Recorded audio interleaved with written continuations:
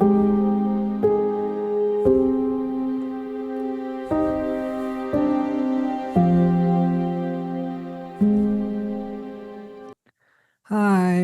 I was feeling like a little heavy-hearted today, and just feeling like some heavier feelings. And so I thought for this talk I could start with that. And recognizing, I've said this before, but recognizing that anytime we're going through heavy feelings and we're not actively doing anything to necessarily harm ourselves, or we're not around people who are actively mistreating us or abusing us, whenever we're aligned with care and we're feeling heavy feelings or having a heavy heart, it's we're essentially just going through a clearing. We're essentially going through a time of transmuting either old identities, old labels, or just old pain of I'm not good enough as I am, I'm unworthy.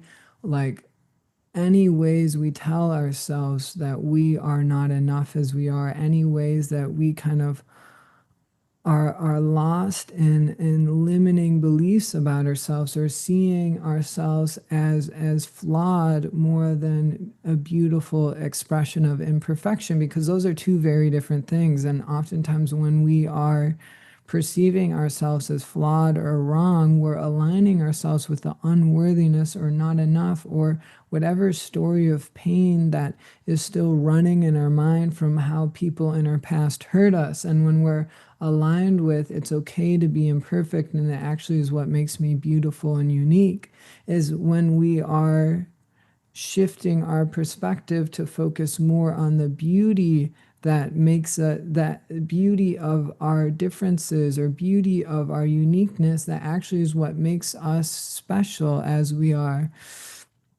And so recognizing that as long as I'm if I'm caring for myself well and I'm not actively mistreating myself with substances, not actively mistreating myself with, with even maybe the words I'm saying to myself, or not actively around others that are mistreating me, and I'm feeling a day of heaviness, it's just my body starting to release and let go some of the pain that it's been carrying from the past. And it's actually an incredible gift. It's not something that I did wrong to manifest. When I feel like heavy hearted, when I'm feeling heaviness, you're feeling it is actually a sign that it's being cleared out of you. And you might go through many rounds of feeling heaviness, like over through your whole life, but every time you'll start to realize often it will feel a little softer, or I'll feel a little bit more confident moving through it. And the more you move through it, the more you start to say thank you, because you recognize that I can never become a better version of myself unless I let go of my pain of the past. And when you're feeling heavy days, that's the act of doing that. And really, when you say thank you for the heaviness, today, thank you for the part of me that felt heavy. Thank you for the part of me that felt like it wanted to die, didn't want to go on. I'm grateful to be able to feel you, right? If you oriented towards that, you instantly feel better in your heaviness, because you're no longer focusing, like aligning yourself with the part of yourself that is wounded, that is having to let go of its attachment to pain to then form a new attachment of greater wholeness and peace. But that part of ourselves doesn't want to do that. It wants to cling to the pain because that's what's comfortable and familiar. And pain is always stagnant and avoids change. And light is always, a consistent change, consistent expansion, while also for humans, it's like pausing and taking breaks and making sure we're giving ourselves time to rest also with that. But our pain is going to want you to stay the same.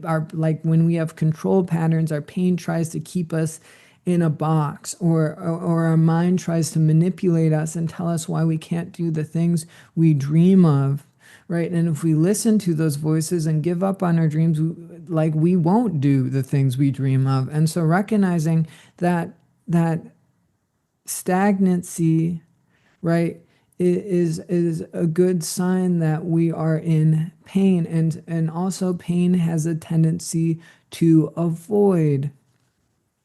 And recognizing, so if you're hearing a voice in your head when you're having heavy feelings of, I want to die, I don't want to go on, I can't do this anymore, I can't take this, right? Life sucks, I'm miserable, I hate life, right? All those thoughts we typically feel on heavy days or think during heavy days, right? That's your pain. You're hearing the voice of your pain going, I'd rather die than face my pain. And we can think of those parts of ourselves almost like wounded inner children that are clinging to pain, trying to not grow up, or clinging to stagnancy, trying to avoid change. And when we're feeling heavy days is the days when those parts, as long as we continue to, to not rest in stagnancy, right? I've talked about in other videos that when you feel depressed, that's not a day to curl up in a ball and do nothing. That's a day to go have an awesome day, and actually a little bit of movement, right?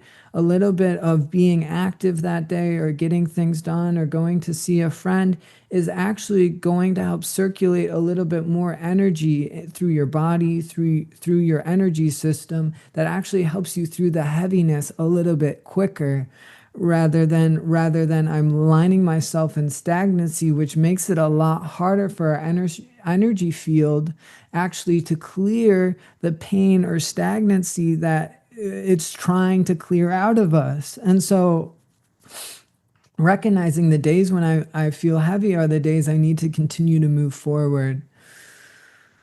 And our inner child, our wounded inner child, that's clinging to stagnancy, it's almost like the caterpillar that can feel the change coming of going into a chrysalis, right? And the caterpillar, if it's aligning with pain, is going, well, I'm just not going to move. And I'm just not going to do anything, right? And if I just don't move, then the chrysalis is never going to get formed, and I don't have to die, right? But the caterpillar doesn't know it's going to be turned into the most beautiful butterfly, like something that is absolutely stunning, and it'll be able to fly and soar and things that it would really enjoy. And when the caterpillar is aligned in its pain, it's going to live in stagnancy and work to avoid change. And so recognizing when we are feeling heavy is days we have to keep on going, and days we have to try and find, like days we actually have to try and find a little bit more joy than days when we are feeling normal, or not having such a heavy day, or our heart doesn't feel as like, we don't feel as miserable and on certain days. And so oftentimes the breakdown of feeling like you're having a breakdown, even if it's just you're hearing a strong internal monologue of breakdown, right? Or even maybe we really feel like I can't, maybe we're having a little bit more of a physical breakdown. Oftentimes you have to go through breakdowns to find breakthroughs. And exactly like the caterpillar body has to be broken down in order for there to be a breakthrough, and the butterfly breaks through the chrysalis.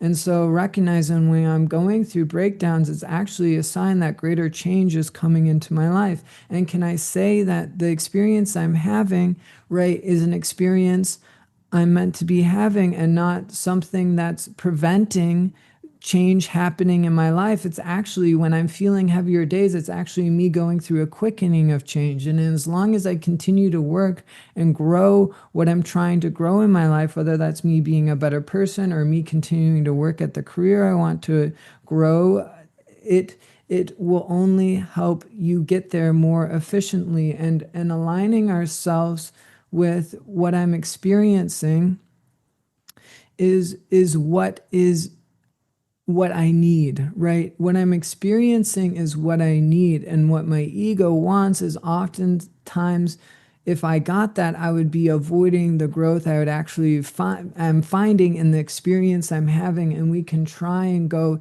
this hardships and challenges and pressure I'm feeling in my life is so hard.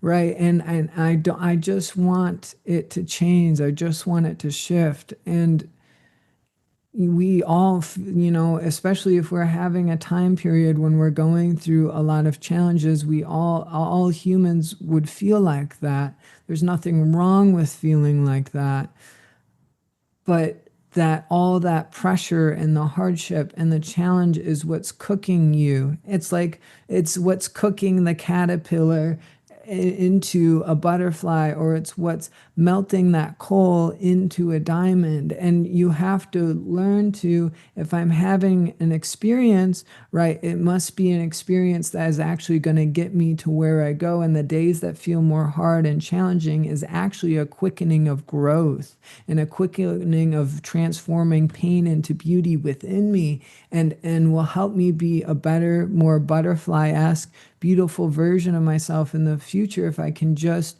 move through it. And if I need to take rest, but also recognizing the days where I feel heavy, I'm going to have an easier time through those days if I can move a little, or even find little ways to change up my day than how I typically live my day,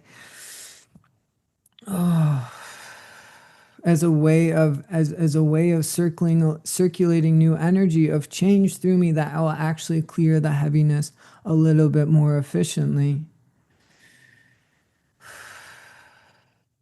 And recognizing that if we're aligned in unconsciousness, if we're aligned in serving short-term pleasure and and ignoring long-term consequences, if we're aligned in a perspective of I don't care about my body, I don't care about what happens in my life, I don't care about my future, I don't care about who I am as a person. If we're aligned in that and acting from that, we're going to go through more heaviness, because I don't care is going to be serving, right? It's not serving care, it's serving the opposite of care, which you could think of as pain and harm.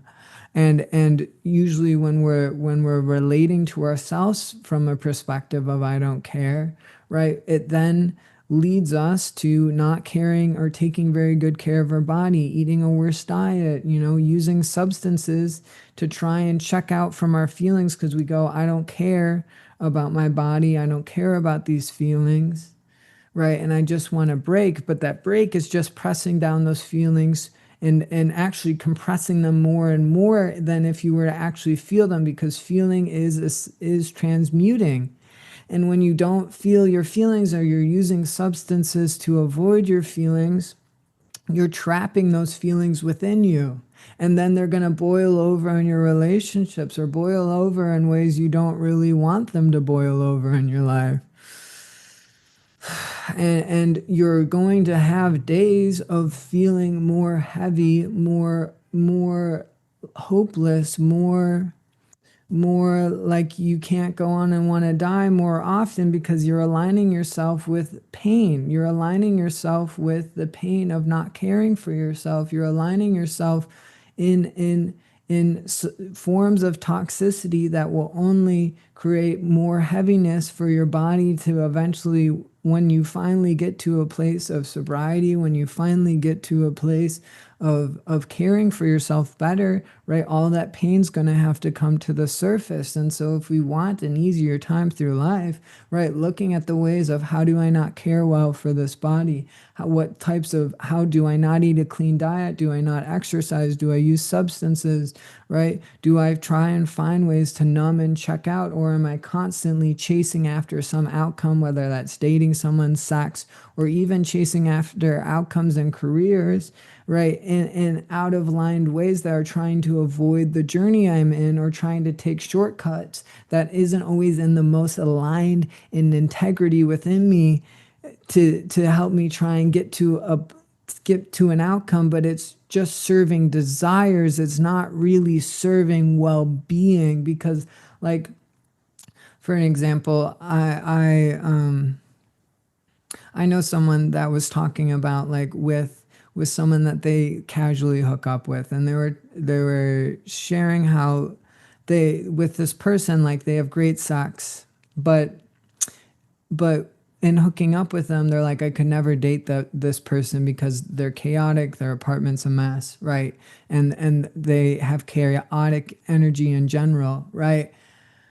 But we have great physical connection. And it's like, if that person is chaotic and their apartment's a mess, right? You probably, and you feel like you could never date them, right? Probably not someone you should be sharing like sex with or being physically intimate with or opening your body up anywhere past like the skin barrier with that person. Because anytime you are, making out with someone, having sex with someone, you're swapping energy and you're going to be receiving the chaotic energy that you don't want to be like. And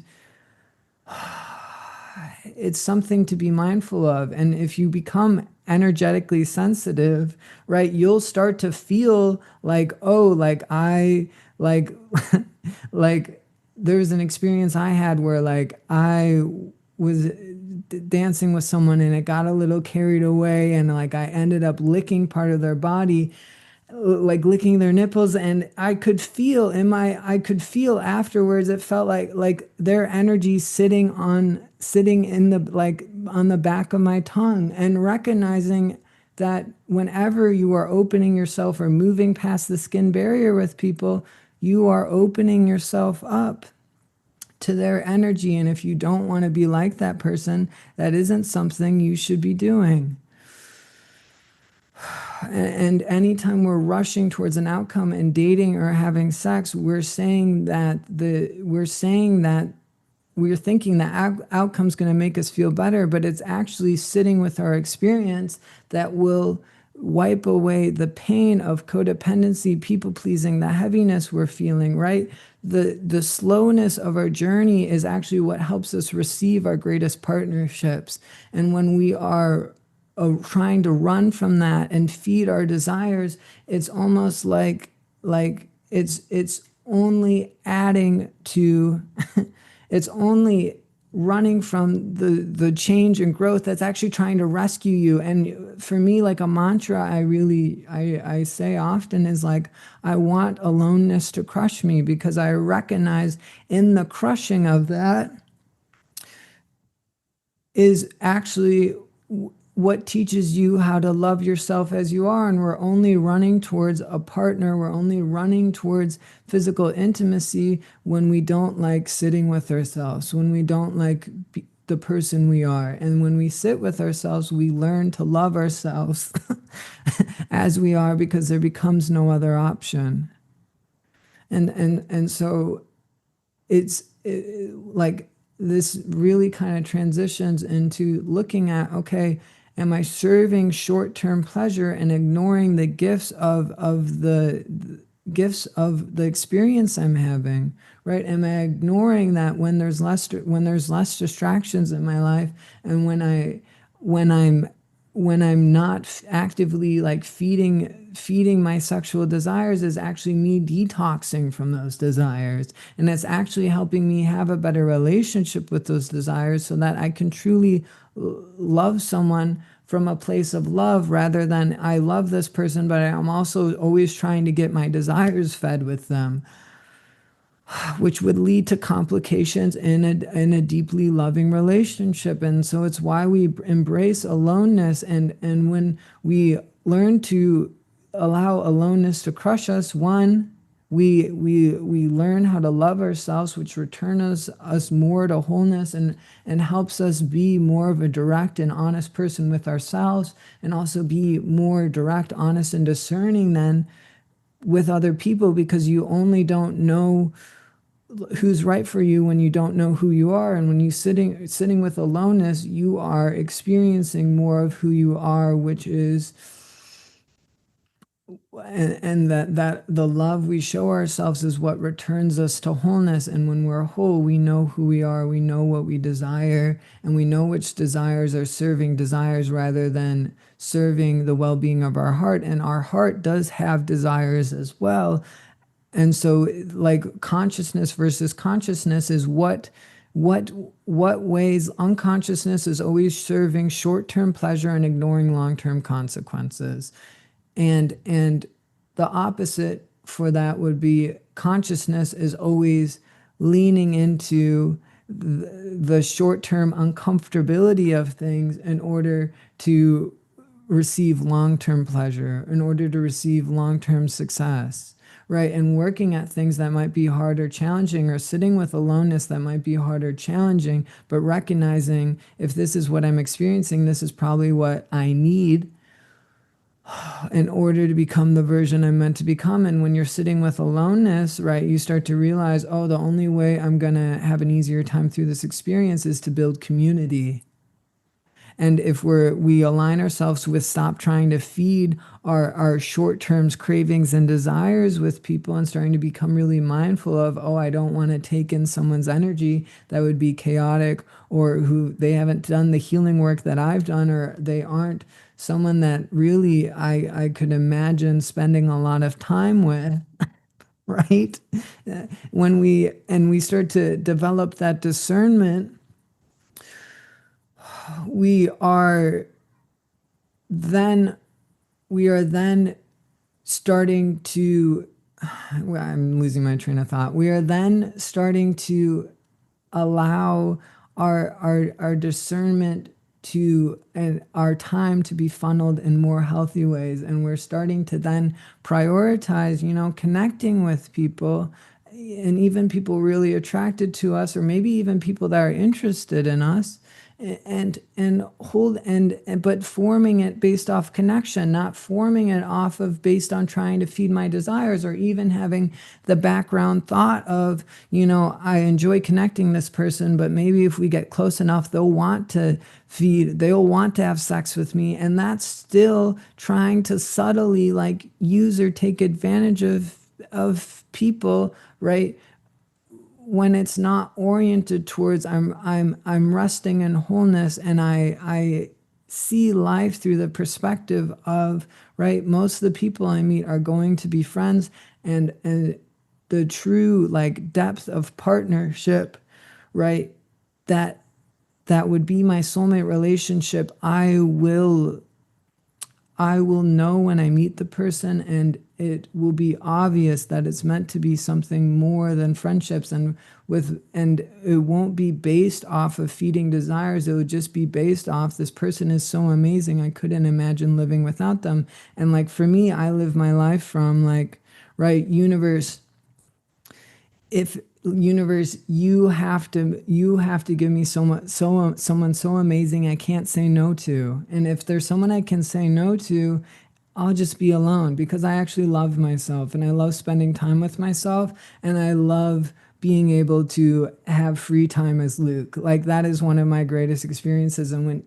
things to experience. And when you learn to love yourself as you are, you start to really enjoy the journey, and you really enjoy who you are, and you stop feeling so much like you need a partner, or even so much that you'll still feel desires of physical intimacy, but you start to recognize like no one would be able to meet me as deeply as I meet myself. And right, and until I find someone who can meet me as deeply as I meet myself, I will have good boundaries and be discerning about how I connect with people.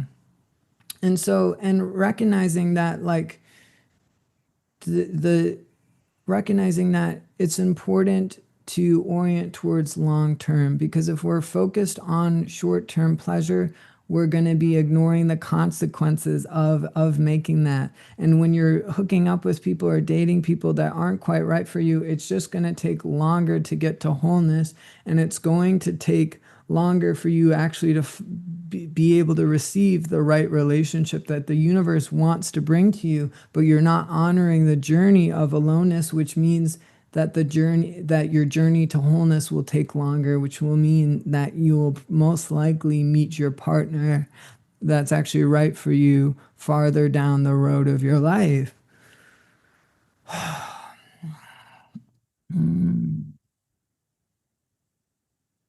and and recognizing that with, the one with with addiction, that addiction is always honoring short term, right? Short term experiences, right? If I take this substance, right, I might feel more numbed and checked out, but it helped me forget the hardships, the challenges, the pressure, the stress I'm feeling in my life, right? And that might be appealing, but it's actually avoiding the pressure that's actually trying to transform you into a better version of yourself. And that substance, right, if we become addicted to it, will then start to become more and more of a major relationship in our life. And it will steal from our relationship with our friends, our relationships with our family. And we will feel like we wasted some of our life, right, instead of building greater love and connection with the people around us, which is really like one of the greatest meanings of life, is to just love and enjoy yourself. And anytime we're trying to avoid how we feel, we're hiding from the enjoyment we would find by just being how we are, and learning that feelings are only comfortable based on how foreign they are to us. And the more we get comfortable in them, the more we start to enjoy even days when we feel heavy, even days, and we might not live there, but it is accessible to be like, wow, I feel heavy, and thank you for this transmutation and this clearing I'm going through. Thank you for wiping some of this pain in my heart away, and helping the little wounded caterpillars, helping them turn more into butterflies within me, so I may share more beauty with others. Like, that is an incredible thing, and I'm so grateful for that. And recognizing that, when we're around people that aren't treating us kindly or mistreating us or harming us, they're essentially only adding on to the pain within us, and it's going to take longer for our inner caterpillar to blossom into butterflies. And if we really want to be someone who shares beauty with others, we have to be discerning of, I'm not going to spend time with people that mistreat me or harm me, right? And I've talked about this in another video. Like, I think with family, we can be a little bit more compassionate, and maybe if a family member has a hard time meeting us, we just give them more space. Doesn't mean we have to cut them out entirely. And with friends and partners, with friends, we should be a little bit more picky. And if someone's mistreating or harming us as a friend somewhat regularly, probably someone that wouldn't be a great friend for us to continue with. If we have a partner that is treating us worse than some of our best friends, right? Probably not someone we should be in partnership with, because your partner really should be the person who's meeting you the deepest. And if they're not meeting you the deepest, or they're not the most kind and respectful, we're in an out of balance relationship, and we're trying to make someone who probably would be better as a friend into a partnership because we don't want to be alone.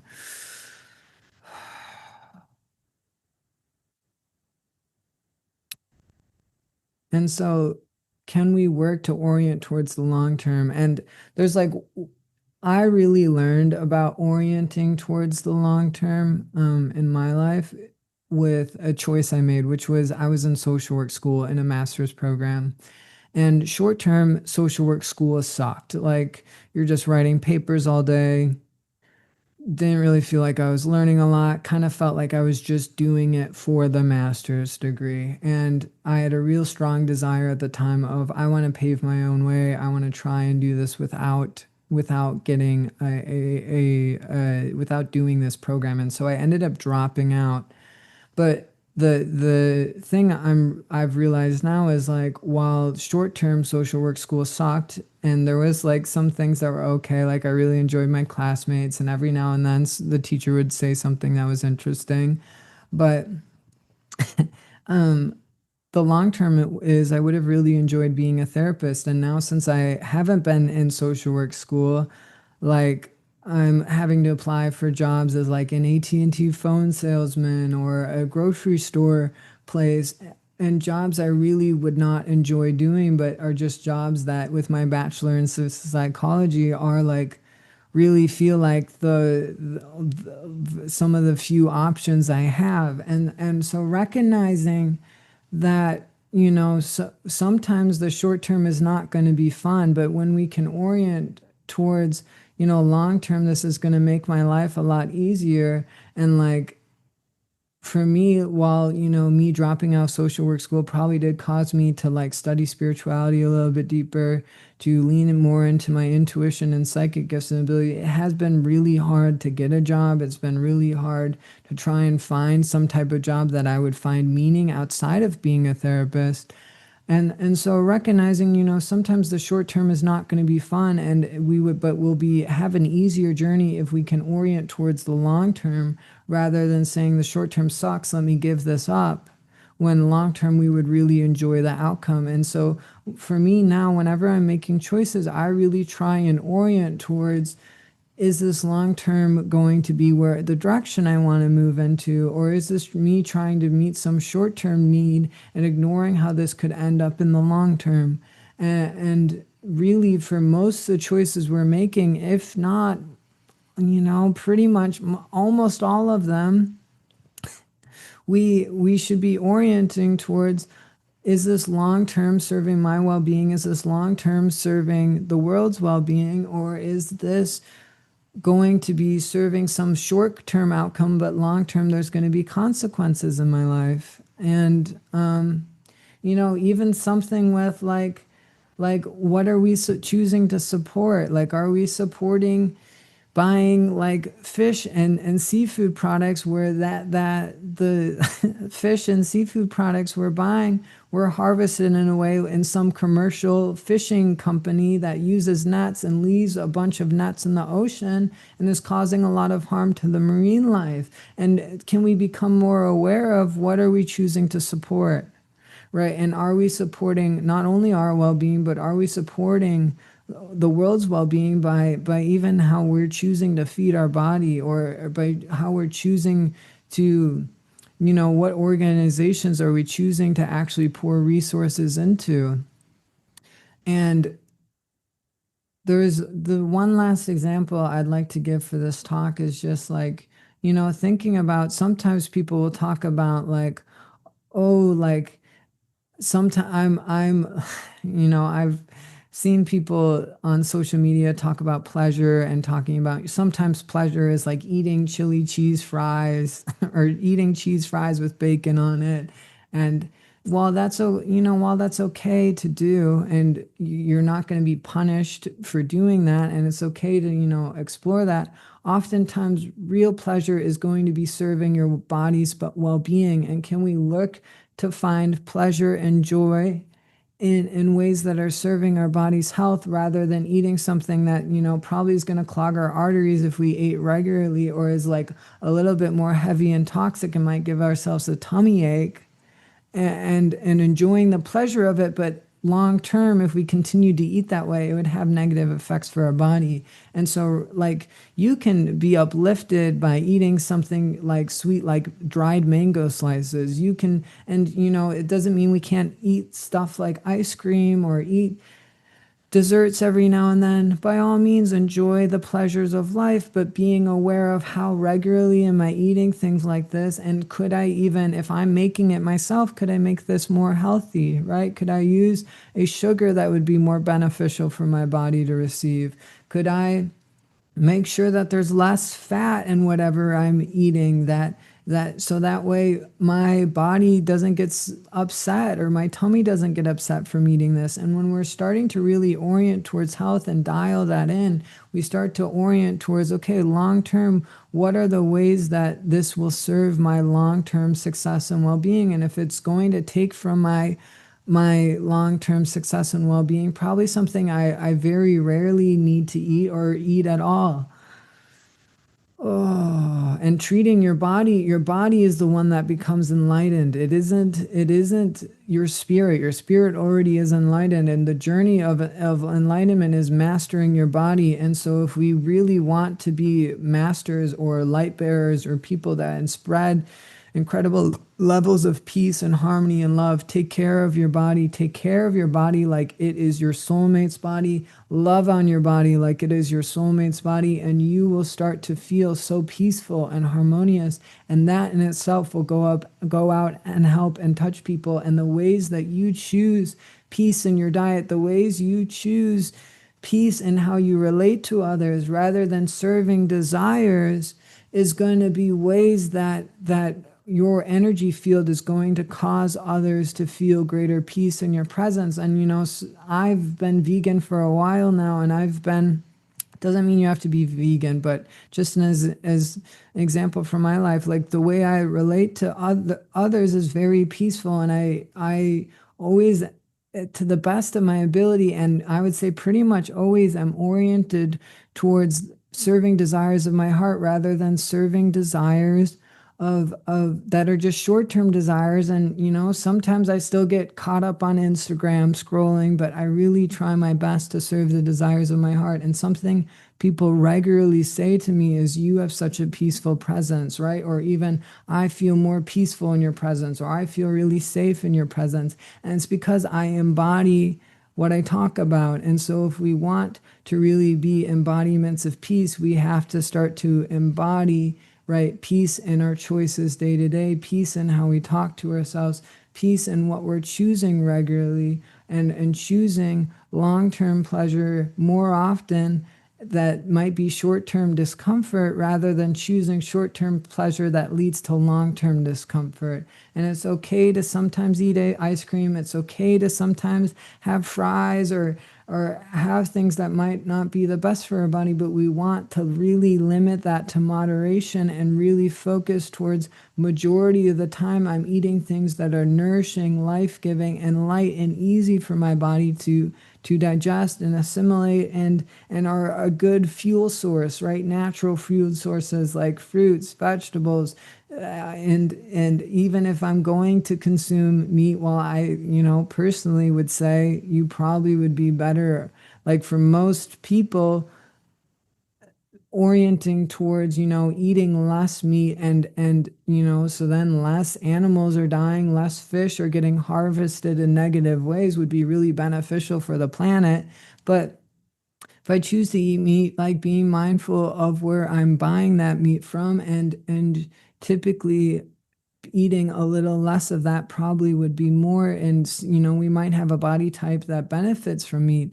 So just being mindful of that when we're making choices. And so, yeah, orienting towards, can I lean into this discomfort and move through it, and work to create the life I want to live, and care about myself and care about my goals, and not give up on my goals the first time I hit a road bump, or the first time things get hard, because that road bump, actually, the breakdown of the road bump would actually help you have a breakthrough if you just keep on going. So I hope this helps.